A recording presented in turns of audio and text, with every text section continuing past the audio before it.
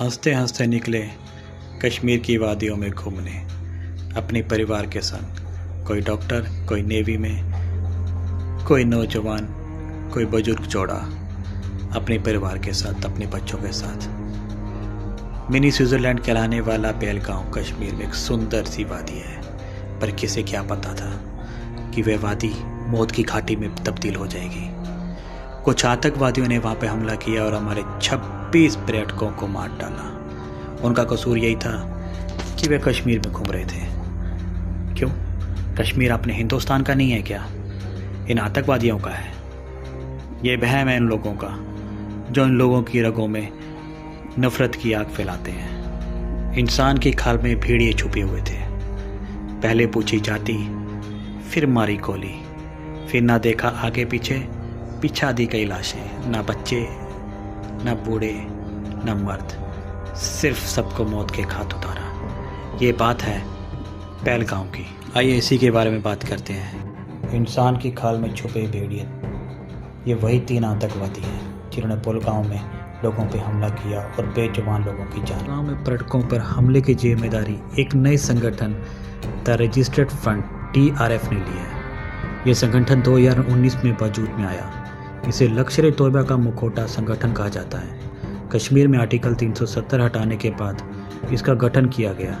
घाटी में कई टारगेट किलिंग की जिम्मेदारी इसी संगठन ने ली है। रजिस्टर्ड फ्रंट ने घाटी में अपनी एक्टिविटी वैसे तो स्लीपर रूप में की थी, लेकिन जल्द ही इस संगठन ने जमीन पर उतरकर टारगेट किलिंग को अपना मुख्य मकसद बना लिया।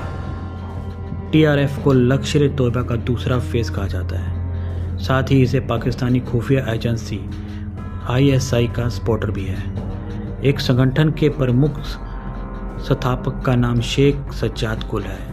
इसने पत्रकार शुजात बुखारी की हत्या की थी। इस पर भारतीय सुरक्षा एजेंसियों ने इनाम की घोषणा भी की थी।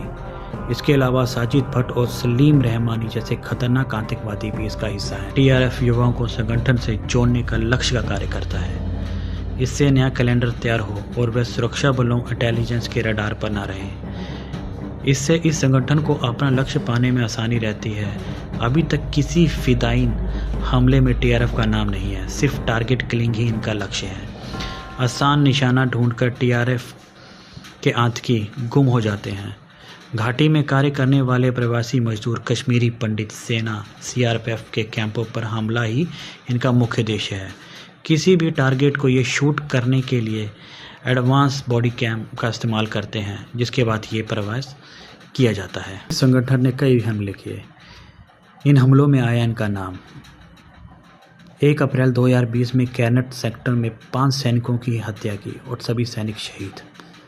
30 अक्टूबर 2020 में कुलगांव में 3 BJP कार्यकर्ताओं को इन्होंने मारा।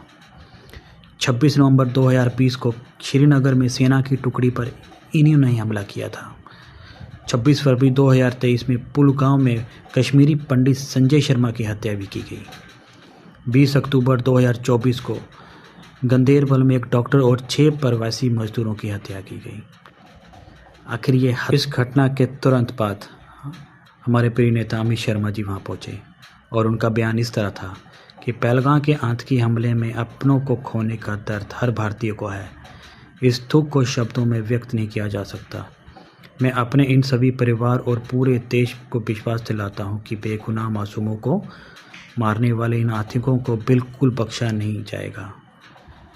हमें भी यही उम्मीद है अमित शाह जी आपसे कि उनको ढूंढ के उन्हीं के जवाब पे उन्हीं की कार्रवाई की जाए